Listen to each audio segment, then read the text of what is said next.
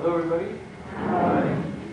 My faithful few who come out on these dark and dismal nights. Well, it's better night than it would have been last night. Yeah. That would have been a real test. On this afternoon, they were saying on the radio, we're going to have storms come up and down. Yeah, all along the road, along the coastline. Sounds good to me. Well, tonight we're going to talk about two of the most peculiar books in the Bible. They also happen to be two of my favorite books. Of course, by now you've all come to realize I'm a peculiar person anyway. You shouldn't be surprised at that. The two books we're dealing with tonight are the book of Qoheleth and the Song of Songs. We've seen previously that Solomon became, in Israelite tradition, the patron of wisdom literature. And we know that his name became associated, in particular, with the book of Proverbs.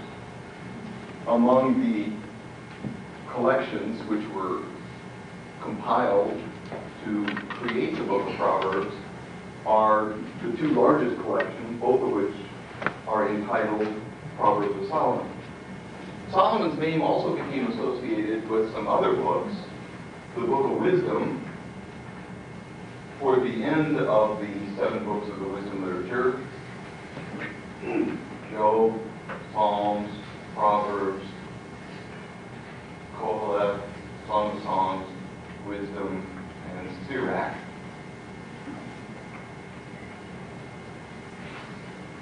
The Book of Wisdom is also associated with Solomon. In fact, it's sometimes called the Wisdom of Solomon. And both of our books this evening are associated with Solomon. The Song of Songs is sometimes called Song of Solomon. Unlike the Book of Wisdom or the Book of Proverbs, the name Solomon does not occur in Song of Songs. But by tradition, it was associated with Solomon. And the book of Qoheleth, although it does not explicitly use the word Solomon, does in its opening verse say that he was king in Jerusalem, son of David. Well, that would be Solomon, wouldn't it?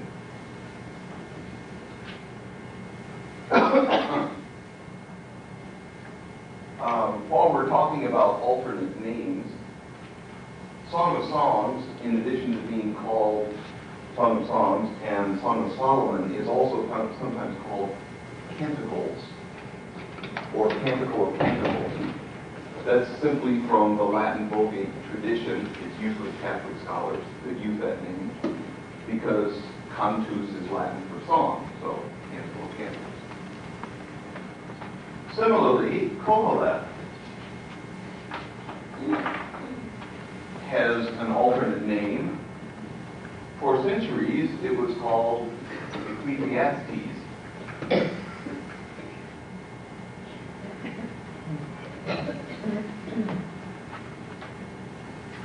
The reason for calling it Ecclesiastes is the author says that he was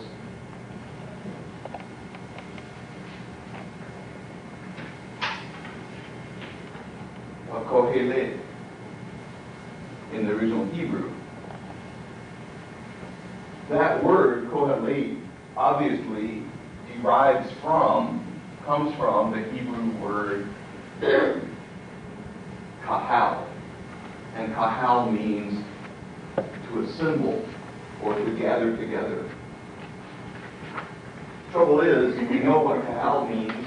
We're quite sure that Qoheleth is a derivative of kahal, but nobody any longer knows what Qoheleth means by itself. The best guess that it means is that it means one who assembles or one who gathers. In other words, the assembler. Well, when the book was translated into Latin by Jerome around 400 AD, he recognized the relation of this word to the root kahal, assembly, And so he wanted to use some Latin word that had to do with an assembly. So he used the word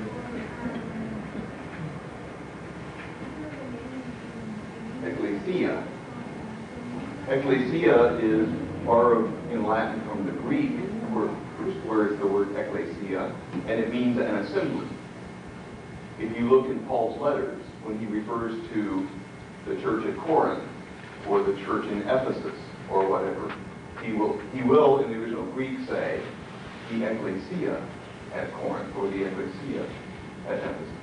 So it simply means a congregation, a group, a set of gathered people.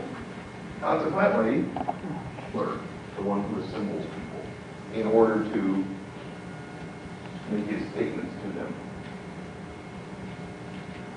So why should we stop calling it Ecclesiastes, which is what it was called for 1900 years approximately, and instead switch to Qoheleth? Qoheleth. Partly because we now use translations not from the Latin, but from the original Hebrew. So it makes more sense to use the Hebrew word. An additional reason, however, is that this last book in the wisdom literature, the book of Sirach, when it was translated in the Vulgate, Latin translation, was given the title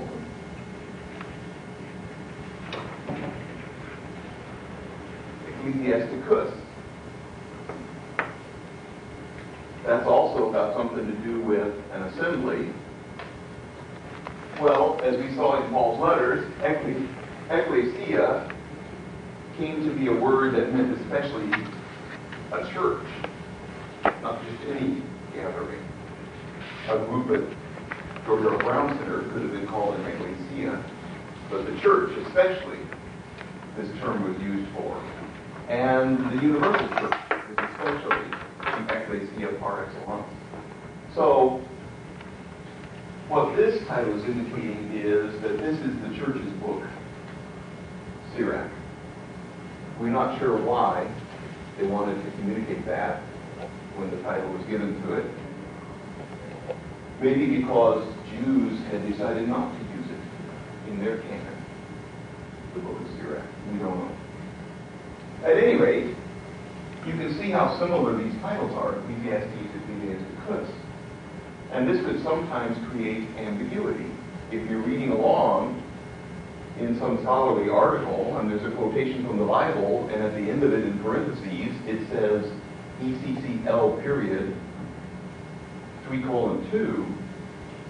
Well, that's chapter 3, verse 2, but is it Ecclesiastes or is it Ecclesiasticus? So another less important reason for moving from the names Ecclesiastes and Ecclesiasticus to the names Qoheleth and Sirach is that it eliminates that possible ambiguity. So nowadays we normally refer to Qoheleth, the Song of Songs, Book of Wisdom, and Sirach. But you will still sometimes see Song of Solomon or Wisdom of Solomon. As you will sometimes still see Ecclesiastes and Ecclesiasticus.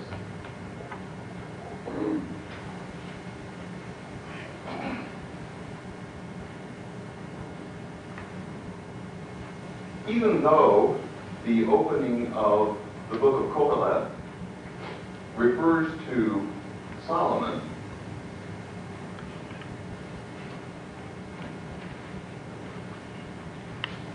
where it says, the words of the teacher, the son of David, king of Jerusalem, nevertheless, we're quite confident that this is not a book that was written by Solomon. Now, how do we know that? Well, on kind of general principles, there's a certain Hellenistic, a certain influence from Greek culture discernible in it that would argue that it was written sometime after 332 BC when the Greeks took over Israel, not way back in the 900s when Solomon was around. Also, the language, the state of evolution of the Hebrew language, indicates a date probably around the 200s BC is when this book was written. Let me just give you one example. In chapter 2, verse 5, you find a reference to gardens. Qoheleth says, I made myself gardens and parks, and planted in them all kinds of fruit trees. Well, the original Hebrew at this point says, I made myself pardes.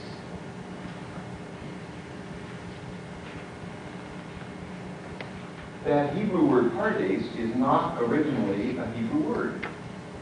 It was originally a Persian word. And the Jews borrowed it from the Persians when they heard Persians using it, and it became part of their language. We've done the same thing in English over and over again. We borrowed the word tobacco from the American Indians. We borrowed the word Davenport and algebra from the Arabians, and so on and so on. It happens all the time, this kind of borrowing of loan words, as they're called. But we could not have borrowed the word tobacco from the American Indians prior to 1492. Similarly, the Hebrews could not have borrowed a word from the Persians prior to coming in contact with the Persians. That happened in 539, which was the time when Cyrus, king of Persia, conquered the Babylonians and allowed the Israelites who had been taken into exile in Babylon to return to Jerusalem. And then they lived under the Persians from 539 until 332 when the Greeks took over. So the book has to be from some time after around 500, therefore it cannot have been written by Solomon back in 900. This is just one of the sorts of indications that scholars use to help determine the date. So for date, we'll assume that it was written somewhere around the 200s BC. Interestingly enough, Song of Songs, which is paired with it virtually in the Old Testament, also dates from about the 200s BC for similar kinds of arguments.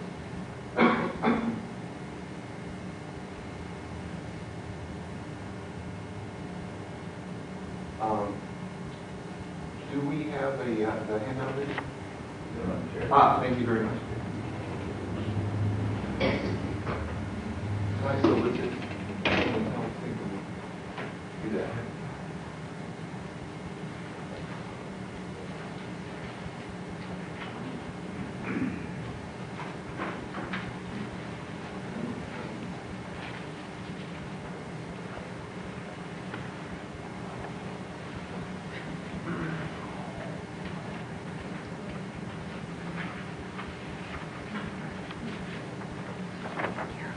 What you're receiving now is outlines of the two books for this evening. An outline of Qoheleth and an outline of the Song of Songs.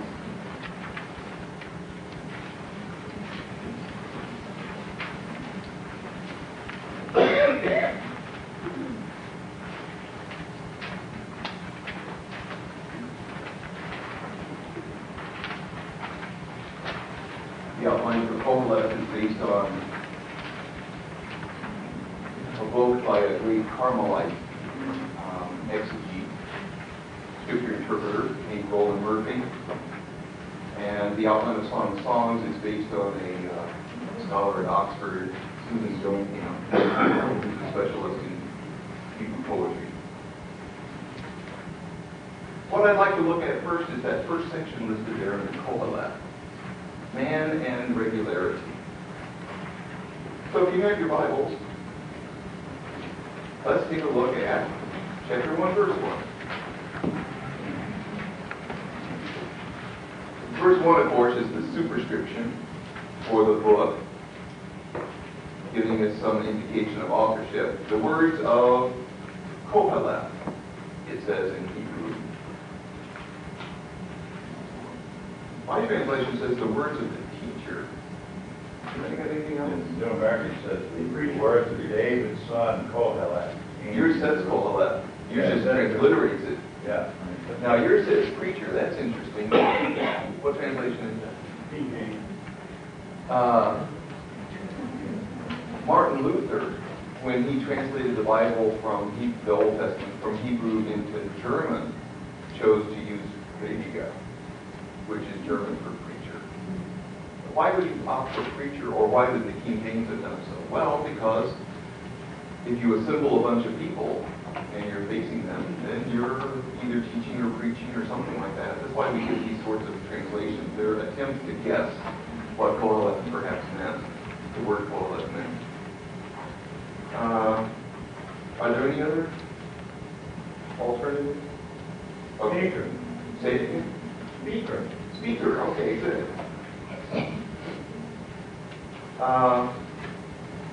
Verse 2 is the first actual statement by Qoheleth. Verse 1 is obviously third person. And it is virtually a thesis statement for the entire book. Vanity of vanities, says the teacher. Vanity of vanities, all is vanity. That's what my book says. Mine uses the word vanity. Any other translations for that? What do you got? Vanity, refers to vanity against the vanity of vanities, says Qoheleth. Vanity of vanities, all things are vanity. Yeah, very similar. What do you got? Meaningless. Are you using Revised English Bible? NIV. Bless their hearts. I didn't know they did that. The New English Bible and the Revised English Bible both use the word meaningless, which I think is the best translation, personally. Vanity, I mean, it either sounds like a mirror that a woman's doing cosmetics in front of, or you think of that little blue vanity smurf. Sheer futility. Futility is a good one, too. Sheer futility. Useless. Excuse me? Useless. Useless. Futile, useless, meaningless. Empty is another translation. You got empty? Yeah. What do you use? It says emptiness, emptiness, says the speaker. Emptiness, all is empty. I mean, which translation are you using? New English Bible, Oxford Study. New English Bible. Yeah, 1971. Okay. The original Hebrew word here is Hebel. Hebel. And that word normally means steam. S-T-E-A-M, or water vapor. So in effect, the original Hebrew has a metaphor, whereas we don't, we're literal. But in effect, it's saying steam, steam. Everything is vapor. Everything is vaporous, insubstantial.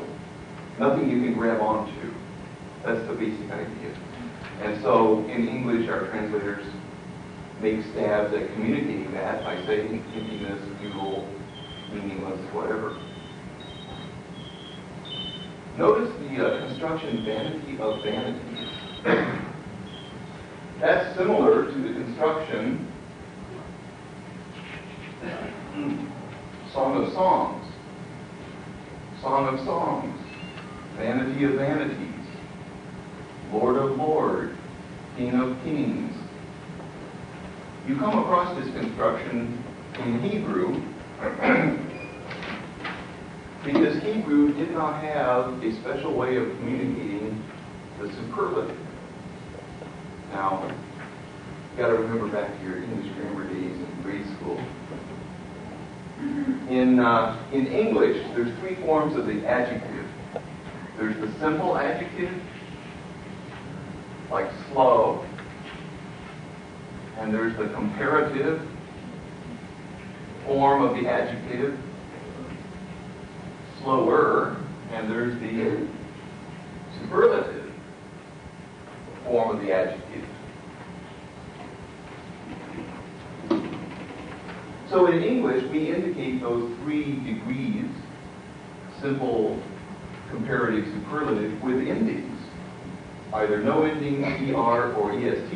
In Hebrew, they don't use endings to indicate these. So what if you want to indicate the superlative degree of something? then you use this idiomatic construction. You say X of X's. So what Song of Songs means is the songest of all songs. And what Lord of Lords and King of Kings means is the Lordest and the Kingest of all lords and kings. Similarly, what Vanity of Vanity means, or Hevel of Hevelim means, is utter empty, absolute, total pointlessness. He's really emphasizing this. Are we zipping right along or what, huh? We're going to do verse 10. Wow. But obviously that second verse is important because it's his thesis statement. That's the main point he's making in the book. He goes on to explain what he means by saying everything is empty. What do people gain from all the toil at which they toil under the sun? A generation goes and a generation comes, but the earth remains forever. The sun rises and the sun sets and hurries to the place where it rises. The wind blows to the south and goes around to the north. Round and round goes the wind, and on its circuits the wind returns. All streams run to the sea, but the sea is not full. To the place where the streams flow, there they continue to flow. Well, what we have in verses 4, 5, 6, and 7 are 4 instances of a cyclical pattern. The first one is a generation comes and a generation goes. Generation comes and a generation goes, and the next generation comes and it goes, and the next generation comes and it goes. Like waves rolling up on the beach and receding over and over again, this is how the generations are. The sun rises and sets and goes underneath the earth back to the east where it rises again. Obviously in 200 BC he was living in a geocentric universe, not the heliocentric universe that we now believe in. So he literally believed that the sun revolved in this fashion. But whether he was right about that physically or not doesn't matter. He's still making the point that everything moves in a cycle like this, over and over again, the same thing. His third is the example of the wind. Normally the wind blows from north toward the south in Palestine. In addition to a geocentric universe, he also undoubtedly believes in a flat earth, a disk with the Mediterranean Sea surrounding the land. That's how most people pictured it back then. Spot of land in the center where you had Israel, Babylonia, Egypt, etc. And then a ring of water around the outside of it, which they thought was the Mediterranean, what we now call the Mediterranean. At any rate, the wind would blow across Palestine to the edge of the earth, move back around underneath, and blow the next day. So once again, you have this cycle being repeated. His fourth example is water. All streams run to the sea. Well, it is true that water runs downhill. Gravity pulls on it. Consequently, you do have streams and rivers all over the earth moving down to sea level, which is the lowest ordinarily. And yet, despite all that water flowing into the sea every day, it never rises. You still have the same beaches day after day after day. So where does all that water go?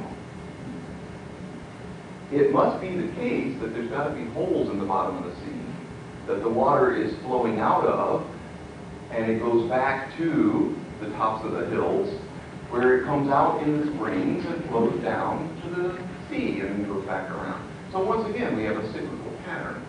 It doesn't matter that he got it wrong. He didn't know about evaporation, which is also a cycle. He could have used that if he'd known about it. But the point that he's making is that everything happens over and over and over again. This does not delight him. In fact, he finds this excruciatingly tiresome. As he says in verse 8, all things are wearisome, more than one can express. The eye is not satisfied with seeing, or the ear filled with hearing. What has been is what will be, and what has been done is what will be done. There is nothing new under the sun.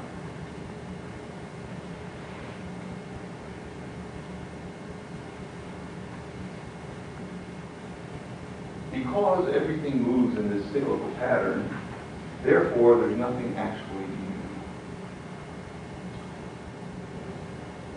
What's something that seems new? How about rock music?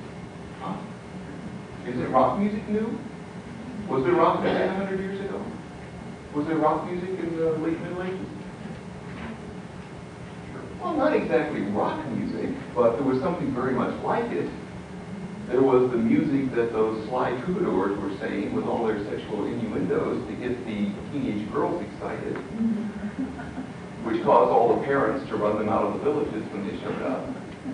It's the same basic pattern, over and over and over again. What has been is what will be. The basic structure of everything remains the same.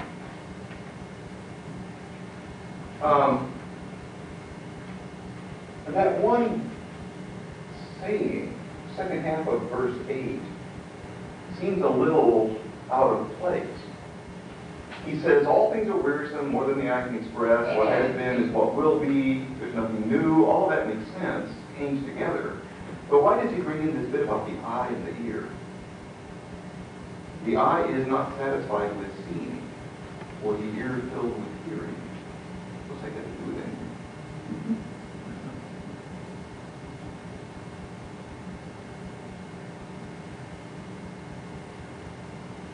Maybe, this is my guess, maybe this is one of the things that wearies him. Even though he finds life boring and wearisome, he nevertheless cannot stop wanting to experience it. So even though he's bored, he can't stop wanting to hear. It's built into him to want to experience things. Or he can't stop wanting to see. In a way, this adds to the anxiety. This adds to the tension that he's feeling. Perhaps you recall when we looked at Buddhism, when we were surveying world religions a year or two ago, I brought up this passage from Qoheleth.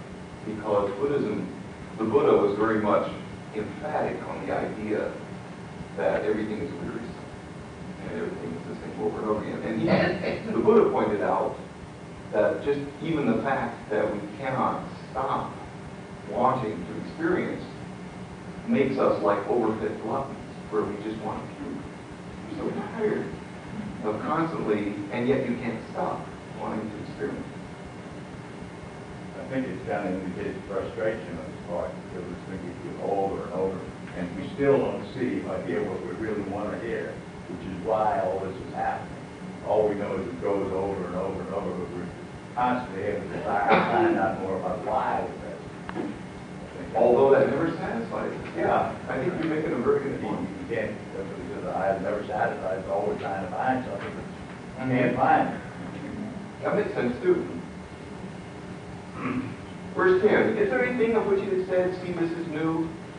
It has already been in the ages before us. The people of long ago are not remembered. nor will there be any remembrance of people yet to come by those who come after them. Is it true that the people of long ago are not remembered? Raise your hand if you can give me the first name of your great-great-great-great-great-grandmother. She lived. She was on earth. She had a long, exciting life to her, no doubt. But she's gone and totally forgotten.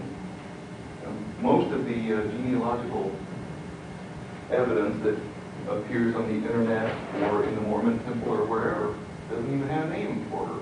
She's one of the anonymous masses. I was reading a sociology textbook the other day which suggested that, it was written in 1989, if you add up all of the generations since humanity began, 40,000 BC or so, and of course, back in the beginning, there were very few of us. It's been gradual increase since. They hypothesized about 80 billion humans lived on Earth. Of course, there's 6 billion right now at this moment. But 80 billion people have lived on the Earth, and very few of them are remembered at all. Yes, we remember Homer, and yes, we remember Dante, and yes, we remember Shakespeare. But how much are they going to be remembered in the future? Are people really going to be reading Shakespeare 10,000 years from now? 50,000 years from now? They too will have receded pretty much into a footnote for specialists. And what everybody will be reading is the hot authors of the last 400 or 500 years prior to 10,000 years. So even the most famous among us become obscure footnotes eventually. The people of long ago are not remembered, nor will there be any remembrance of people yet to come. Nor will there be any remembrance of you. 500 years from now, nobody's going to remember you. None of your descendants, nobody. This last point kind of ties in with what he was saying there in verse 3. What do people gain from all the toil at which they toil under the sun? I mean, you went through all the heartaches of junior high and high school when you were in love with David and he never even noticed you. And you went through all the agonies of establishing a job and establishing a family. You're now, many of us, we're nearing retirement. We'll get our gold watch. We'll keel over dead. What's the point? What do people gain from all the toil at which they toil under the sun? Did you notice that word under the sun? I mean that phrase under the sun? We've had it twice so far. It appears in verse 3, at which they toil under the sun. And we had it in verse 9. There is nothing new under the sun. If you look at the next couple of verses, we're up to verse 12. I, the teacher, when king over Israel and Jerusalem, applied my mind to seek and to search out by wisdom all that is done under heaven. That's kind of the same, under heaven, under the sun. Oh, yours says under the sun? Yeah, it's all things that are done under the sun. And then it goes on, it is an unhappy business that God has given to human beings to do with. I saw all the deeds that are done under the sun, and see all his vanity. So even within the first 14 verses, we've had this under the sun, under the sun, under the sun, 4 times. Why is he repeating this? Is it because he wants to point out how wearisome everything is, and therefore he decided to write very wearisome orange prose? I don't think so. I think he's emphasizing the fact that we are here for what a moment. Right now, we are under the sun. Who isn't under the sun? Everybody's dead. He's no longer under the sun. So here we are, we're the upright ones. This is our moment in the sun. This is our generation. We get in there and do what we want. But it's all vain, it's all pointless, it's all weird. And so by repeating, hammering that phrase into us under the sun, he's pointing out the transitoriness of life and how briefly we are here under the sun. Another phrase that he likes to repeat shows up at the end of verse 14. I saw all the deeds that are done under the sun, and behold, all is vanity and a chasing after wind. That phrase, chasing after wind, appears a number of times also.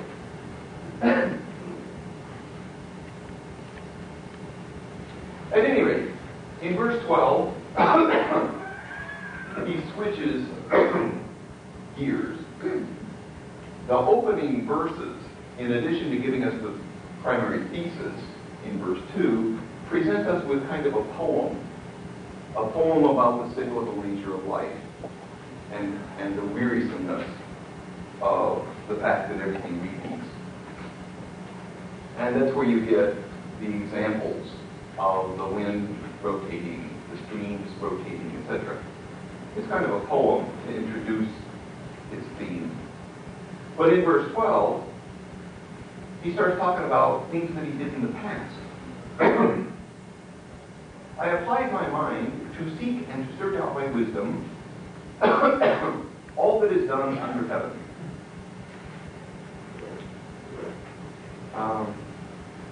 Let's go to chapter 2. I said to myself, come now, I will make a test of pleasure. Enjoy yourself. When he says I will make a test of pleasure, your translation might be different. Let me try you with pleasure and you join with good things. To try, to test, to prove. The idea is he's going to do an experiment. He's going to use the experimental method. He can't seem to see what the point of life is, so let's see if we can find some kind of meaning in life. Maybe the meaning in life is pleasures. I am going to plunge myself into every possible kind of pleasure and see if that provides me with some kind of meaning in my life. But again, this also was vanity. I said of laughter, it is mad, and of pleasure, what use is it? I searched with my mind how to cheer my body with wine, my mind still guiding me with wisdom, and how to lay hold on folly, until I might see what was good for mortals to do under heaven during the few days of their life. Well, that doesn't seem to have done much. Partying all the time resulted in mad laughter and pointless pleasure. Maybe work is where it's at. Maybe if I work hard and long, I can somehow provide my life with sufficient meaning. This is sort of what he gets into in verse 5. I made myself gardens and parks, and I planted in them all kinds of fruit trees. I made myself pools from which to water the forest of growing trees. I bought male and female slaves, and had slaves who were born in my house. I also had great possessions, herds and flocks, more than any who had been before me in Jerusalem. I also gathered for myself silver and gold, and the treasure of kings and of the provinces. I got singers, both men and women, and delights in the flesh, and many concubines. So I became great and surpassed all who were before me in Jerusalem. Also my wisdom remained with me. Whatever my eyes desired, I did not keep from them.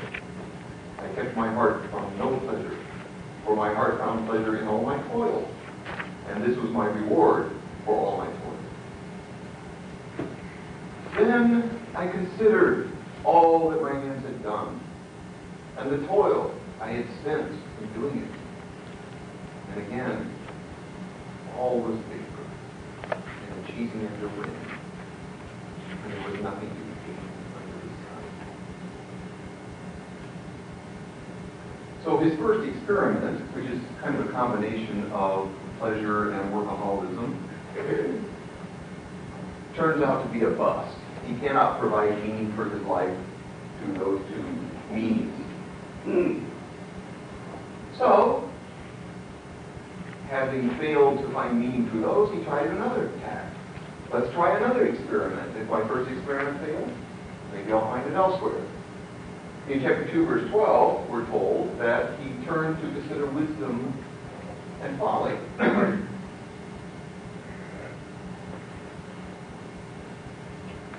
And it looks hopeful to begin with. Verse 13 says, "Then I saw that wisdom excels folly, as light excels darkness.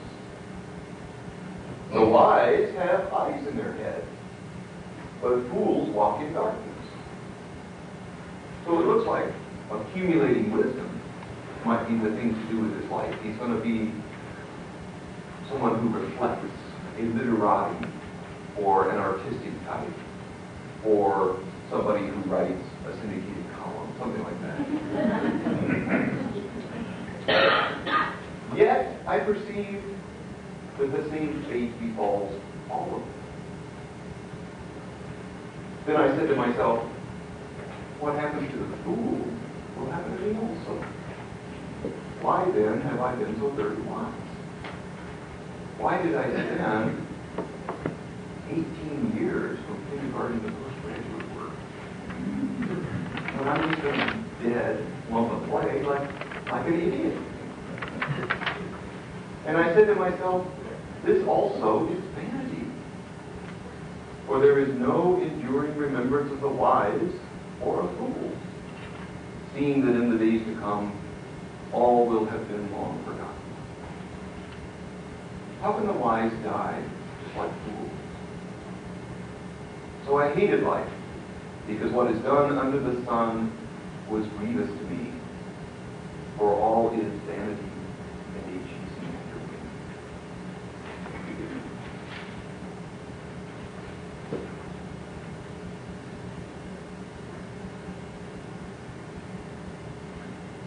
Well, this is the basic point that Qoheleth wants to make about life. You may like his point, or you may not like his point, but he is making that as his basic thesis. It's not, however, the only thesis of the book. Qoheleth is kind of a complex figure.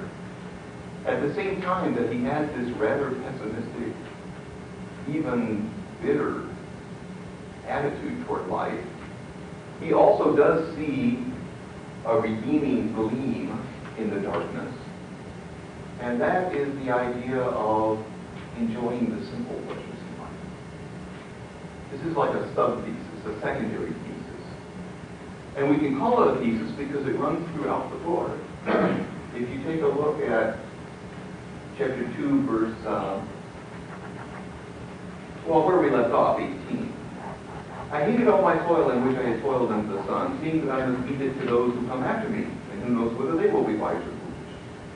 Yet they will be master of all for which I toiled, and use my wisdom under the sun.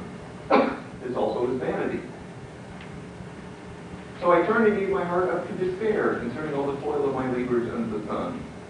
Because sometimes one who has toiled with wisdom and knowledge and skill must leave all to be enjoyed by another who did not toil for it.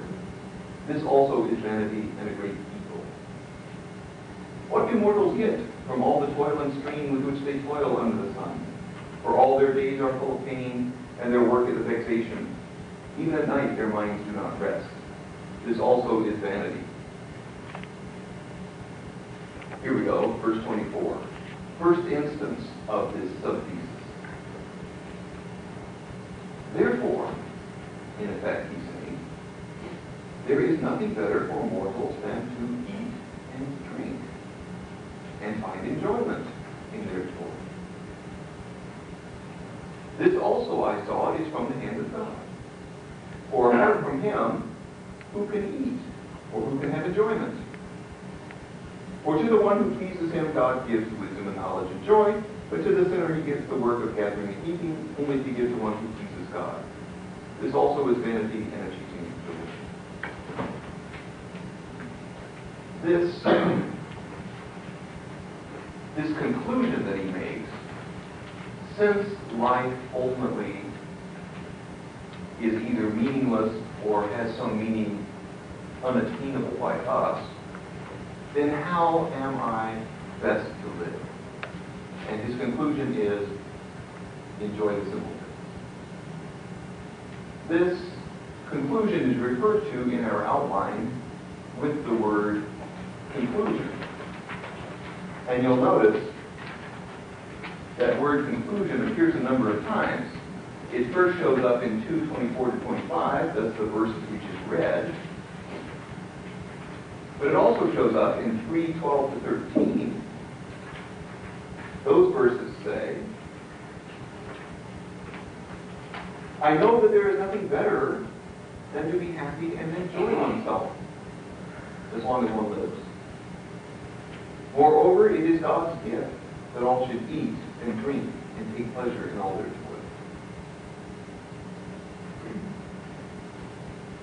It shows up again in 3:22. So I saw that there is nothing better than that all should enjoy their work, for that is their lot. It shows up again in 5:17-19.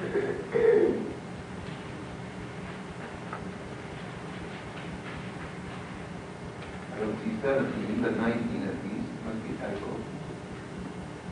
18 and 19. This is what I have seen to be good. It is fitting to eat and to drink and find enjoyment in all the toil with which one toils under the sun, the few days of the life God gives us. For this is our law.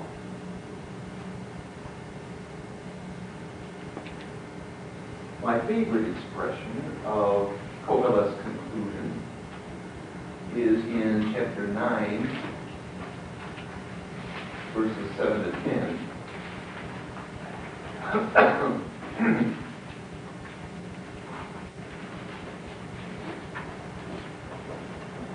have to tell you, when I was a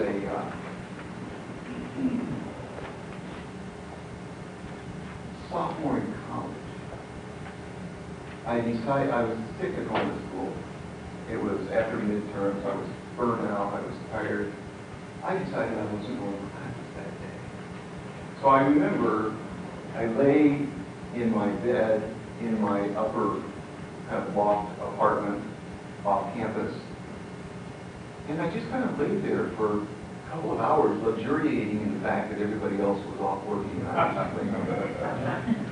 But after a while, I started to get kind of bored, and I didn't want to read my textbooks for sure. So I looked around my room, and my eyes fell on my Bible, with which I was not very familiar at that time.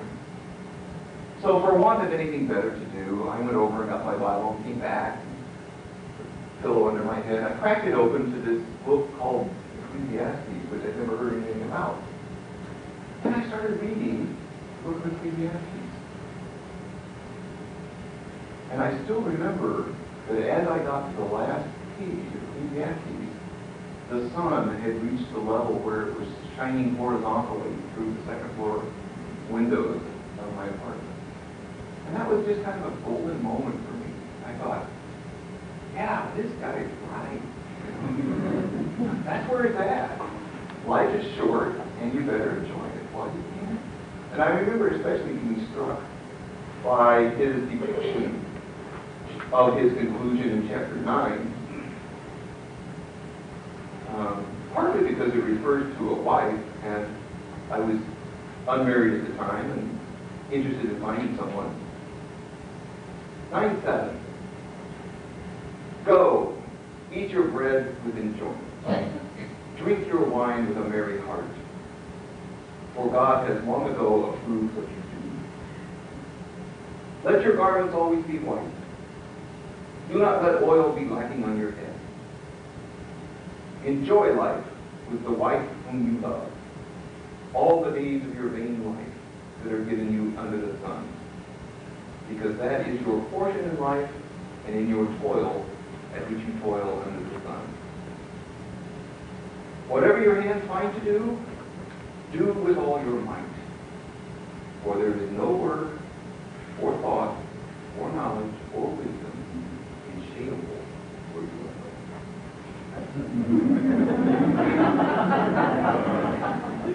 even when he's at his most affirmative, he cannot keep his mind from drifting off to the spirit thought.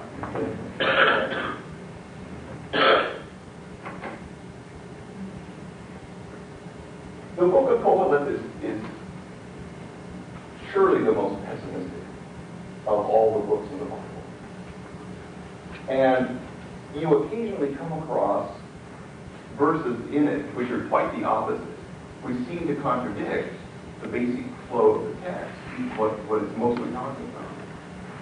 My suspicion is the later copyists, after all, it was copied thousands of times over several centuries, later copyists wanted to lighten the darkness of the mood, and so they put in little pious statements to make Qoheleth lighten up. One of those additions is surely the final statement in the book.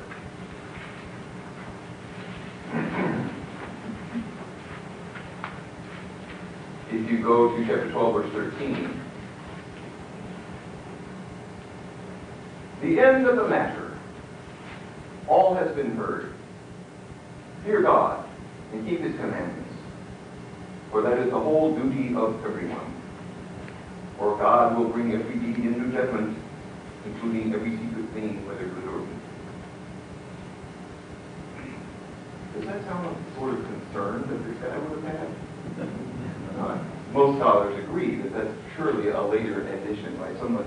It's like the Elihu speech. Remember? Some guy later didn't like what was being said, and so he inserted his own opinion. That's probably what's happened here. Qoheleth's attitude toward God is ambivalent.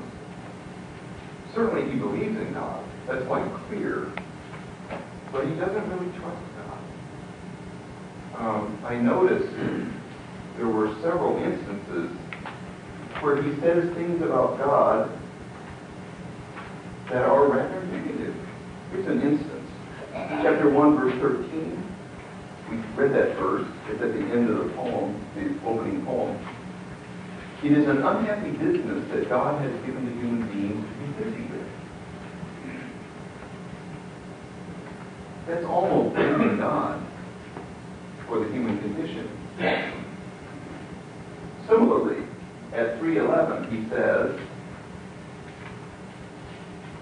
God has put a sense of past and future into our minds.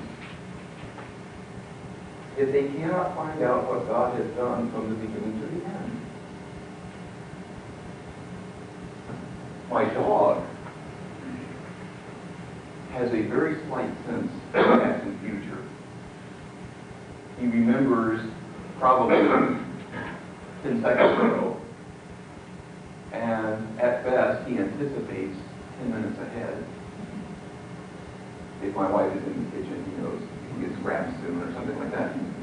But his sense of past and future is very narrow. Basically, he lives from moment to moment.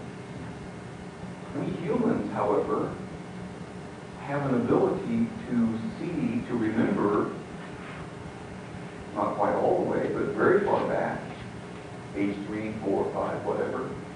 And we have an ability to project imaginatively into the future. Not just for our own lives, but even for the race as a whole. Is global warming going to continue for 200 years still? And so this gives us a certain superiority to God. But in what does that superiority lie? Qoheleth is suggesting that the main result of having been given this gift by God is that we're full of anxiety. Because We know that there's more going on in life than just the dog experiences. And so we stretch and we try to understand and to figure everything out. But try as we might, we can never go all the way to the beginning and all the way to the end. We can never understand God, life, what's going on, what it's all about. So even this statement, he has put a sense of past and future in our minds, which results in the fact that we cannot figure everything out, is viewed negatively by Qoheleth. Yes, sir. I thought all the books in Bible were inspired by God, so that theory is shot today. But my question really is, why would the church pick this book to put in the Bible? That's a perfectly reasonable question.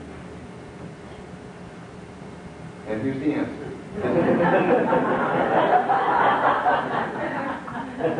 Mine's kind of an addendum, maybe aside. It looks to me like this is, he's talking to us about God keeping the earth at a level playing field, and the only thing doing is your soul, and the only thing you can do is caretake that soul till the end. Yeah. I detect in it kind of a sign of the times and the hopelessness in which the Jewish people were living. They were here, they were doing stuff, they didn't know for sure what was going to happen. They knew that God had promised a Messiah, and they were hoping that the Messiah would make all of this clear. What was the point of this life, and what lay ahead, and would they be able to get to the hereafter? Was the Messiah going to help them? And it was kind of a case of limbo. They were looking for all these answers, and they were depending upon the Messiah to bring them when he came. Well, I think this is a blueprint. This book is a blueprint for us. Yeah. What he's suggesting is not without merit. I certainly think that it's reasonable to look at this book in the historical context in which it was written. It was written in Palestine. The Jews were an occupied people for several centuries now. Things were looking at them, etc. But I would hesitate to go totally with that, because that would rob from the book any possibility of applying directly to our lives. I think it does apply directly to our lives. You know, one thing I admire about Qoheleth is unswerving honesty. You know, he will not be satisfied with platitudes. He wants to look reality straight in the face without flinching. And I admire that. I like that about it, don't you? Yeah. I may not agree with his conclusion. And in fact, I don't think you can be a Christian and stop where he stopped. But on the other hand, as you point out, this is 200 years before Jesus. He did not have the fullness of revelation that appeared there. To get back to your question, which was, how did we read the Bible? We know that it was in the Septuagint, which was the Greek translation of the Hebrew Scriptures around 200 or so BC. Therefore, it must have been part of Scripture by the majority of Jews, even when Jesus was born. Why it wound up part of Scripture, we have no statements whatsoever about as to prior to Jesus, because nothing's written about the reason.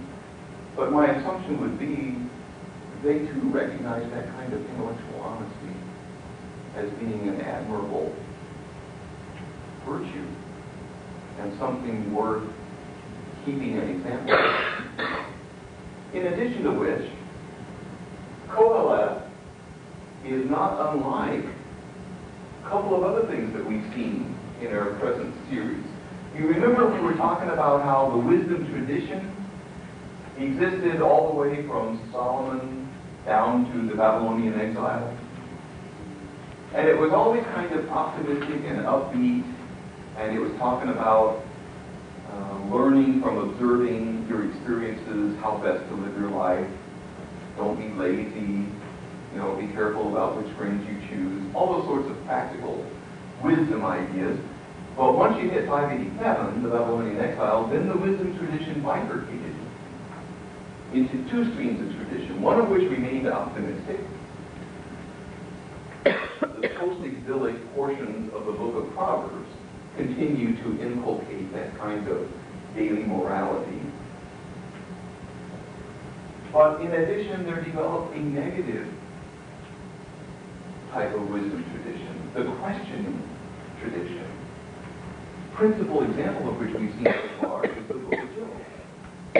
And in the same way that the book of Job says, wait a minute, I'm not going to settle for just what people tell me. I want to know how things really are. So Qoheleth says something similar. I'm not going to settle for just what people tell me. I want to know how things really are. And he does the best he can to figure it out. And these are his conclusions. A couple of other instances of the negative that we've seen, well, one other instance at least, is the sayings of Hahn. You remember that fellow in Proverbs chapter 30, I think it was, Proverbs 30?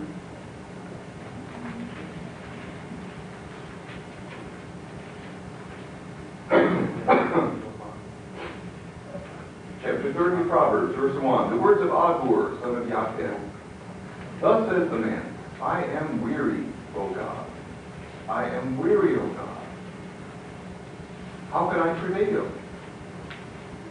Surely I am too stupid to be human. I do not have human understanding. I have not learned wisdom, nor have I knowledge of the Holy One. Who has ascended to heaven and come down? Who has gathered the wind in the hollow of his hand? Who has wrapped up the waters in the garment? Who has established all the ends of the earth? What is that person's name? What is the name of the person's child? Surely you know. Here we have that same sense of despair at the timidity of human capability to know. So Qoheleth is part of a tradition, and so I would assume that would be part of the reason why it got into the Bible. I frankly am glad it got in, and I don't have trouble believing it was inspired by God. After all, I'm that same young man who sat in the afternoon sunlight reading these words and being moved by them. Who knows but what God's inclusion of this book in the Bible might have affected some sophomoric individual 2,300 years later to cause him to start wondering about religious questions, which I wasn't much doing at the time. Mostly I was praying. and wind up the Arizona virtue you said before.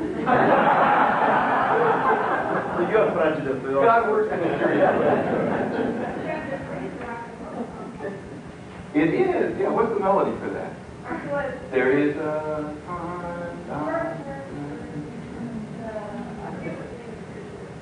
I remember that group? Boy, are you guys teaching yourself.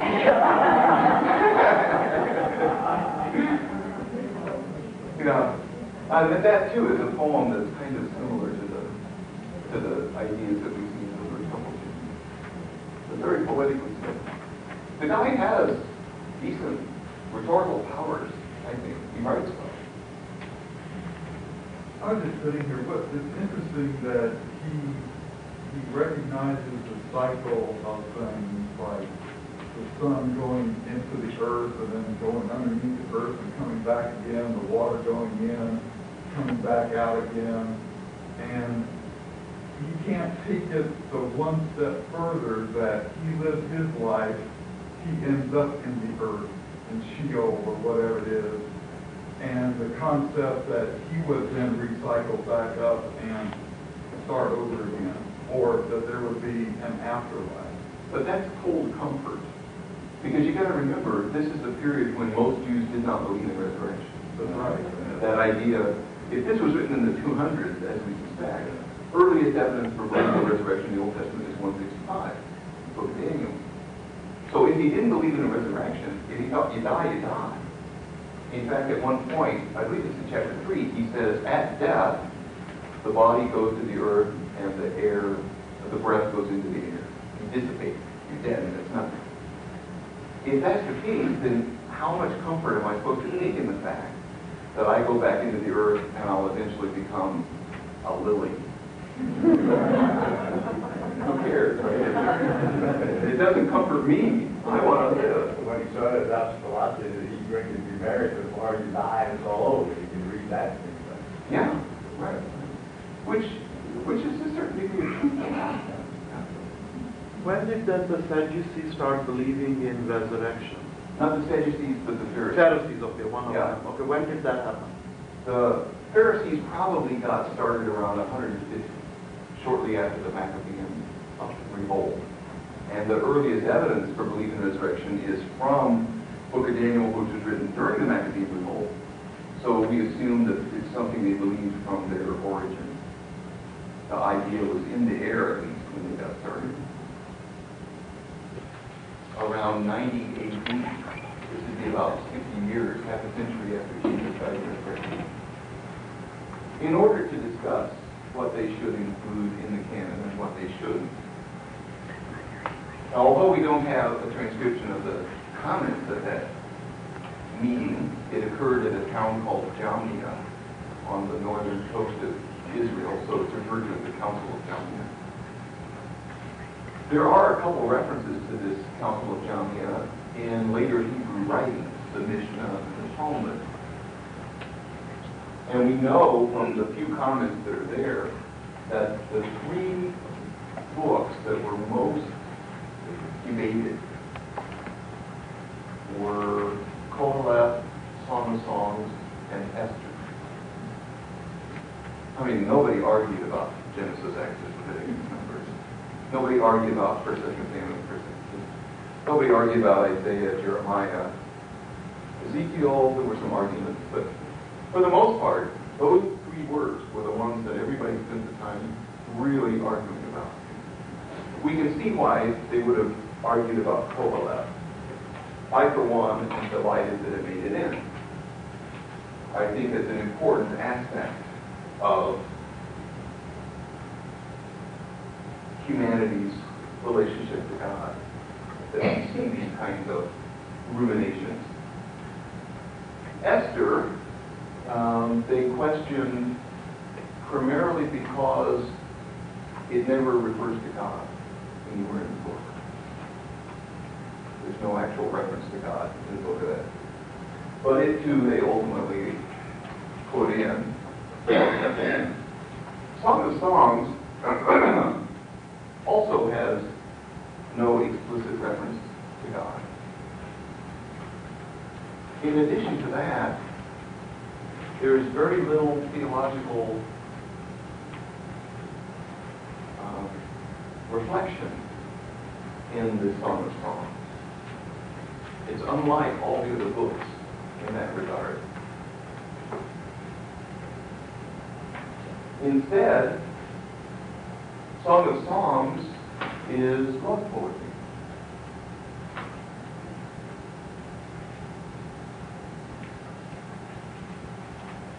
We don't know the reasons why they ultimately decided to include it.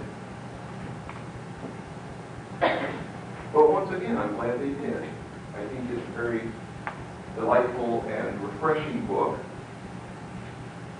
Perhaps God inspired it, and God oversaw with his providence the process of canonization in such a way as to ensure that it would wind up in the canon, in order to make the point that sexuality in and of itself is a good and holy thing, which we can infer anyway from the accounts in Genesis and elsewhere, but which is especially driven home to us by the book Song of Songs. Song of Songs also, like Qoheleth, was probably written in the 200s BC. It's a collection of love poems, and it's structured kind of like a drama. It has three people speaking in it. If you notice that outline that you have in the handout of the Song of Songs, there are references to the woman, references to the man, and then references to a group, which we call the chorus. We call it the chorus because whoever they are, they're plural. We don't know anything about them as far as identity or anything. But they're kind of like a chorus in a Greek drama, if you're familiar with Greek plays, where you will have a chorus off on the side commenting at various moments throughout the action on what has just occurred.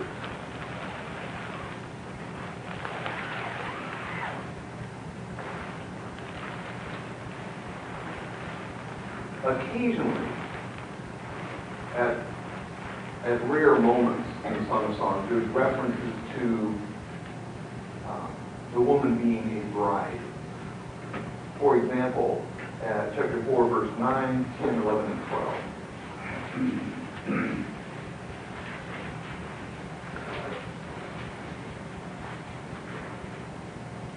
You have ravished my heart, my sister, my bride. You have ravished my heart with a glance of your eyes. To call one's mate one's sister was a common idiom back then. It doesn't mean that she was his sister, of course. But one feels tender toward her as one does toward one's sister. With one jewel of your necklace. How sweet is your love, my sister, my bride. How much better is your love than wine, and the fragrance of your oils than any spice. Your lips distill nectar, my bride. Honey and milk are under your tongue. The scent of your garments is like the scent of Lebanon. A garden lock is my sister, my bride. A garden lock, a fountain scheme. Now there's references to bride. I know of only one other instance of a reference to bride. That's in chapter 5, verse 1. I come to my garden, my sister, my bride. Throughout the rest of the poems, it's never made clear whether the two individuals, the man and the woman, are bride and bridegroom or not. Given typical Jewish cultural norms, however, it would seem probable that they are.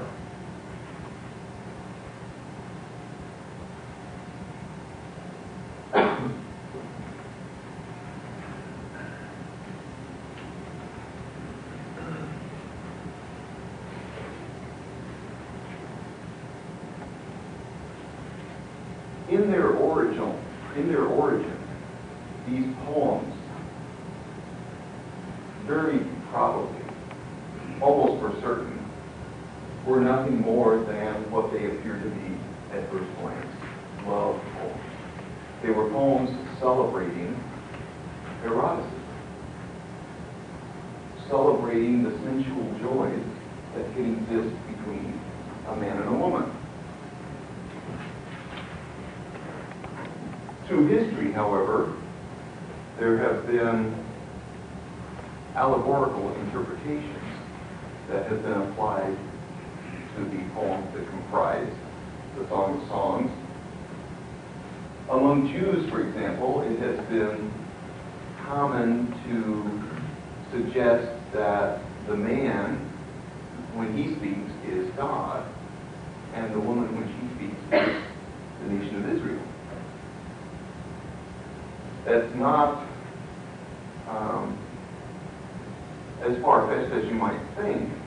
After all, there are places in other books of the Bible where the relationship between God and Israel are depicted in marriage terms.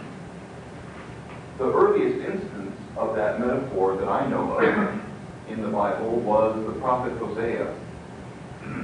Hosea prophesied around 750 BC.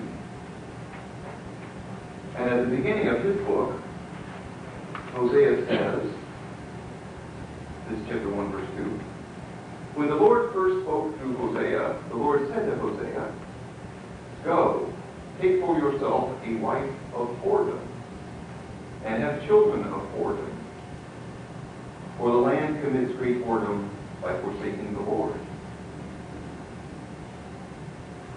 take a wife of whoredom, I suppose, means go find a prostitute and marry her. Select a wife out of whoredom and have children by her. Do this so that it will be an example to the Israelites around you of what they are doing, that they are being whores because they have left me and gone after other gods. So he went and took Gomer, daughter of Vianney, and she conceived and bore him a son. Later on, in chapter 2 of Hosea, this metaphor of God is to Israel as a man is to his wife is extended. Chapter 2, verse 2 says, "Plead with your mother, plead, for she is not my wife, and I am not her husband. Plead that she put away her whoring from her face, and her adultery from between her breasts. For I will strip her naked and expose her as in the day she was born, and make her like a wilderness, and turn her into a parched land." Now here, God husband is angry at Israel wife because she has betrayed him. She has committed adultery. But later on in the chapter, she repents, they make up, and God says, "On that day, says the Lord, you will call me my husband. And I will take you for my wife forever. I will take you for my wife in righteousness and in justice, in steadfast love and in mercy. I will take you for my wife in faithfulness, and you shall know the Lord." So this metaphor of husband and wife symbolizing the relationship between God and Israel gave warrant to those who wanted to allegorize the Song of Songs. Those who wanted to allegorize the Song of Songs, I would assume, primarily wanted to do so because they were uncomfortable with the literal meaning of the Song of Songs. Because literally, the Song of Songs celebrates sexual activity between a man and a woman. And those who find that uncomfortable would want to give it some kind of a spiritualized meaning. Later on now that's the primary Jewish way of allegorizing Song of Songs, is to say that it's referring to God and Israel. Later on in the Middle Ages, a movement in Judaism occurred called Kabbalah. I don't know if you've heard of that. It was a very mystical kind of group of Jews. They believed in something called the Shekinah. Shekinah is the Hebrew word for glory. There are certain references in the Old Testament to God's glory. For example, during the Exodus, God appeared in a cloud by day, in a fire by night. You recall this? The word there for his appearance in the cloud is glory, Shekinah. Shekinah is a feminine noun. And so these mystically minded Jews in the Middle Ages came to think that within God there was both male aspects and female aspects. And the female aspects are referred to as the Shekinah. It's almost like an apostatization. It's almost like saying there are two centers of subjectivity, two persons within God, one male and one female. And according to this mysticism, they said that the combination of male aspects of God and female aspects of God energizes the universe, causes fecundity, and so on and so on. So they would sometimes read the Song of Songs with this allegorical interpretation. They didn't see it as talking about God and Israel, they saw it as talking about the two halves of God. Within God, the dialogue occurs. Now what about Christians? Christians throughout the centuries have also allegorized the Song of Songs, but of course We don't say it's God of Israel, we say it is Christ and the church. We also have biblical warrant for saying that. For example, Ephesians chapter 5, verse 20.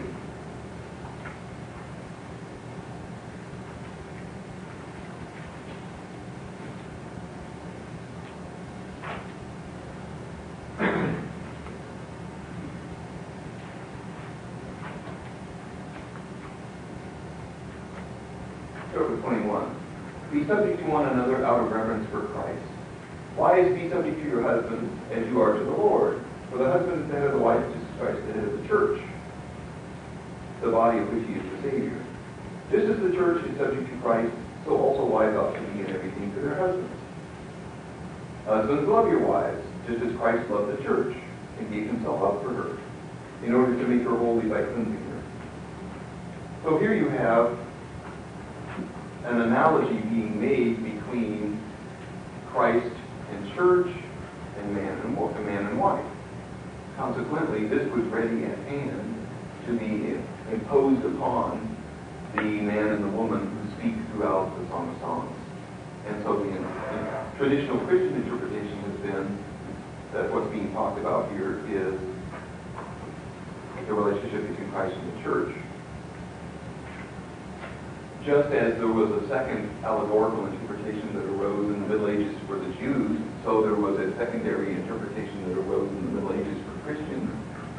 This saw the two, male and female, referring to two aspects of the intellect. Scholastic theologians talked about the active intellect and the passive intellect. They argued that that's what's being talked about in the Song of Songs. At any rate, although allegorical interpretation of the Song of Songs was dominant from pretty much Jesus' day up until 200 years ago, since then the trend has been in the opposite direction. There are very few nowadays who still argue that the Song of Songs should be read strictly in an allegorical way. Rather, the tendency now is to let it speak for itself, let it say literally what it says. And literally what it says is that sex is a good thing. Sex is a beautiful thing. Let's take a look at a passage from Song of Songs.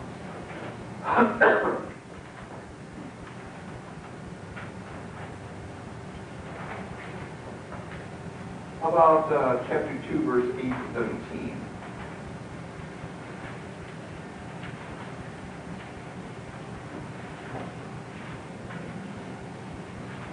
According to our outline, who is speaking in chapter 2, verse 8?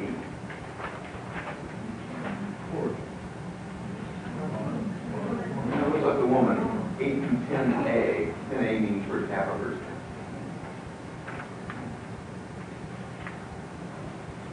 10. The voice of my beloved. Look, he comes, leaping upon the mountains, bounding over the hills. My beloved is like a gazelle or a young stag. Look, there he stands behind our wall, gazing in at the windows, looking through the lattice. My beloved speaks and says to me, Arise, my love, my fair one, and come away. For now the winter is past, the rain is over and gone. The flowers appear on the earth. The time of singing has come. And the voice of the turtle dove is heard in our land. The fig tree puts forth its figs, and the vines are in blossom. They give forth fragrance. Arise, my love, my fair one, and come away. O my dove, in the cleft of the rock, in the covert of the cliff, let me see your face, let me hear your voice. For your voice is sweet, and your face is lovely.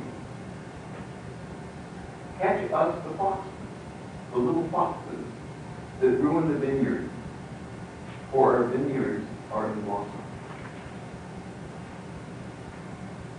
My beloved is mine, and I am his. He pastures his flock among the lilies. Until the day breathes and the shadows flee, turn, my beloved, be like a gazelle or a young stag on the cleft mountains.